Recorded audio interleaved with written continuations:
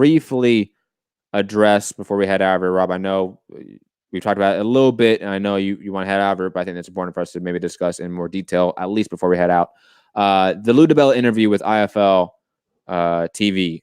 This was, I implore everyone to watch this interview because, for one, I think the title to it is really, it does a disservice to what this interview discusses and covers.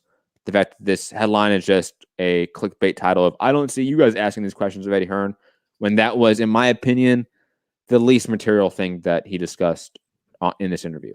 But let's listen to a small clip from the interview because, again, we're not going to listen to all 29 minutes of it, but I implore everyone to go and watch this interview because Lou DiBella lays some gems out here. Okay, but I'll point to Sergey Derevyanchenko where he had the fight with Triple G. I thought he won the fight. It was the best fight I saw last year. It was an all-time great fight, and I haven't had one offer yet from anybody in the entire universe, from ESPN Top Rank to DAZN, to Eddie, to Golden Boy, to Al Heyman and PBC. Not one offer has been made yet to Sergey for his next fight. Okay, so. I mean, his manager has been a gentleman with me, and the kid has allowed me to attempt to get opportunities for him. He fought that fight, and there's not one offer for his services. I wonder how quickly that changes if and when it gets announced that I couldn't deliver for him and he's going directly to somebody. That's not the way it's supposed to work, particularly not for a guy that gave 30 years in the business and is going to the Hall of Fame. He talks a lot about the anti-competitiveness of the current market, how the market's now, you either are working with Eddie / DAZN being more of an umbrella term we're going to use here to include Golden Boy, right? PBC and ESPN Top Rank. And I think he's largely right there. I think the things he says about how difficult it is for a independent promoter from those entities to work within the industry to make the best fights for his fighter is a significant issue we need to talk about more as a media, as fans. On top of it, the issues of how to describe it, because he talked about a lot here. The issue of media culpability when it comes to how we discuss news when we are aligned with certain entities, promoters, networks, a la Chris Mannix, a la Mike Coppinger, a la Marcos Villegas, a la a bunch of people that do work with networks and promoters, and that plays into how you report. That's just absolutely true. One thing I wish Lou delved more into was, because he talked more from a promoting standpoint onto how the current industry has issues. And I think he's absolutely right in sort of diagnosing those issues. But he failed, in my opinion, to also lay out the angle of where the sanctioning bodies come in. The difference in how networks and promoters are at fault for the current climate, because there are differences in how promoters and networks have played into this current climate. But I just think this is a conversation that people need to have more, because this current industry that we have right now is one that is not healthy. And even though there's a lot of money being thrown around, does not make it so. And he talks a lot about the lack of people having foresight, looking long-term for the sport, thinking just short-term money grabs. And that is a significant issue. And how people are not focused on the best, find the best, because the networks are not focused on the best, find the best. They don't care about that. They're just giving a war chest to people and telling them to go make fights. And people want to nickel and dime everything.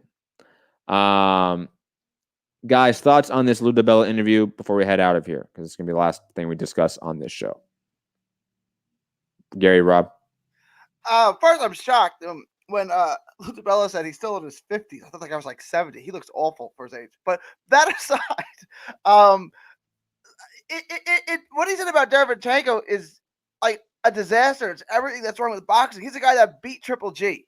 Like, why does no one want to offer him? And No quotes. Like we all saw the fight. Like there was no controversy in the fight. We all know Derevchenko won the fight. There's no controversy. It wasn't controversial. Derevchenko won.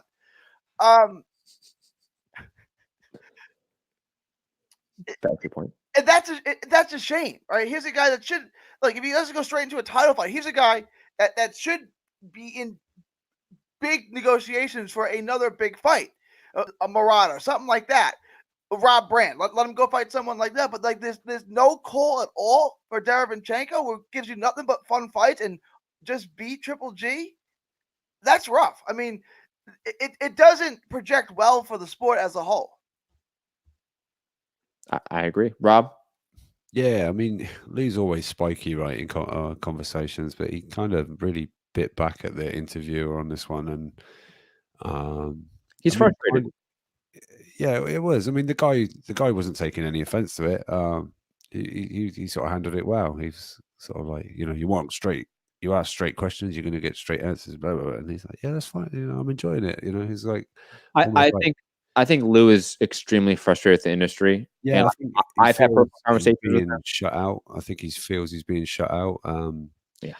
He mentioned like what we kind of all suspected. I think he's mentioned before, but like he arranged the DAZN sit down for Deontay, and that was it. That was the end of it. And he said, there's like Eddie going out trying to find the most money for his fighter. Pat on the back, everything's great. I do it. And he mentioned not long ago, like basically he's not doing anything with PBC at the moment. They're not calling him. He's being shut out from the Al Heyman kind of side of things. Steven Espinoza was on another show talking about, Lou hasn't phoned me about anything, this, that, and the other, or this fight or that fight. And I can understand Lou's frustrations. And yeah, he really let it out there today. I mean, the guy said, the rumor is Regis Prograis only got one more fight left with you. And he's like, well, that's not true. That's not true. Then he kind of said, well, it is, but there's other, basically he said there's an option clause or whatever. So,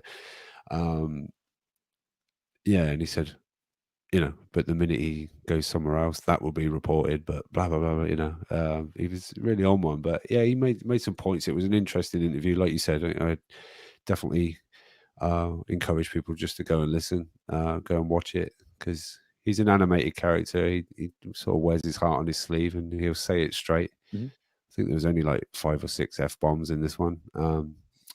So he toned it down, even though he was a little bit, jittery. But yeah, it was a good interview and a good chat with Lou. And for fans that are frustrated with the sport and how it currently is set up, I think Lou is speaking for you guys. I honestly believe that. Like, I've had issues with Lou DiBella. I've had disagreements with him, but I've also had a lot of personal conversations with him, and he is one of the few stand-up guys in this industry. And I can say that safely. Like, he's one of the few guys that I know, if I have a conversation with him, either publicly or non-public or privately, and we disagree, we can come to a common ground of, yeah, but we want the sport to be better. We just might want it to be better in different ways. Again, shout out to Lou DiBella. I feel like he gets a lot of shit from fans when he is one of the few people that I would even as a promoter would call somewhat trustworthy. Like, he's one of the few trustworthy executives in this industry. When he talks, I tend to listen more because I know he's not giving me the runaround. I know he's tired of that too. He's in the position of being an outsider and independent that he can't give you the runaround. He has to play up that side like we do, in a sense, right? Like, we don't get along with other podcasts, and therefore that we got to talk that way. I think Lou DiBella is sort of the same way. I respect that. But guys, that's going to be it for this show. It's been a long one. I know Rob's over there falling asleep, taking that NyQuil. But guys, hit the like button, share the show, subscribe, all that fun stuff, all that YouTube stuff. Patreon.com/Mixed Combat Radio. Link is down below in the description. You know where to find it, guys. Come on. And what else? Yeah, no show for the rest of the week. Be back either Saturday night or Sunday normal time. I will probably let you guys know via our community tab on YouTube when or if we do a show. And not if, when we do the show. and what day it will be. You guys find me, Matt Hunter, MCR, on all social media platforms. Rob? Yeah, UK Rob, MCR, Instagram and Twitter. Another one to encourage people to go and listen to. Go and listen to TKO podcast, the chat with Tommy Coyle, who's called it a day, hung his gloves up. Really like emotional. You know, he had a bet with Carl Frampton, who's also on the show, that I'm not going to cry. I'm not going to cry. I've done all my crying in this last 6 months, you know, making this hellish decision because I just want to fight. And he did get emotional in the end. And Frampton puts an arm around him and says, "Yeah, you owe me 50 quid now." And he said, "Oh, fuck off." But it was really emotional. Just a little quick story. He said he won a certain fight. He had a £12,000 purse. Straight after the fight, he booked off, go to Vegas, blew all his money when he was there, come back, realized he had his medical bills to attend to, so he had to borrow £1,000 off his dad, even though he just got his 12,000 purse. But really like sort of tugs on the heartstrings. He's like, and now it's over. And he just started welling up. He said boxing's been his best friend for 25 years, and he's just. Boxing wouldn't be nothing without the likes of the Tommy Coyles. You know, we need Tommy Coyles of this world in this sport, because without them, there'd be nothing. But yeah, go and check it out. TKO podcast. It was really good. But catch you on the next one, Gary. Rob, were you able to keep it together for the Coyle? I was, mate. Yeah, I was. I just choking up a little bit, but I kept it. Yeah, because that time he beat Sean Dodd and lost every other fight he ever was in. That was a lot. It's a lot. I'm muting you, Gary, because you're just hating right now. I'm not hating. Go check out that Lou DiBella interview that Matt and Rob were talking about. You can see that he's really a fan of the sport, and it's good to see, right? Like, he wants what's best for the sport. Like, he got into boxing for a reason, right? He's not in hockey. He's in boxing because he loves the sport. And that fan, that got us all into the sport, that really comes out in that interview. Follow me on all forms of social media at 3D Boxing Blog. Good show, guys. Lot to get into. But it was really good. Find me on all forms of 3D Boxing. From Texas to the world, thank you, and God bless. Peace.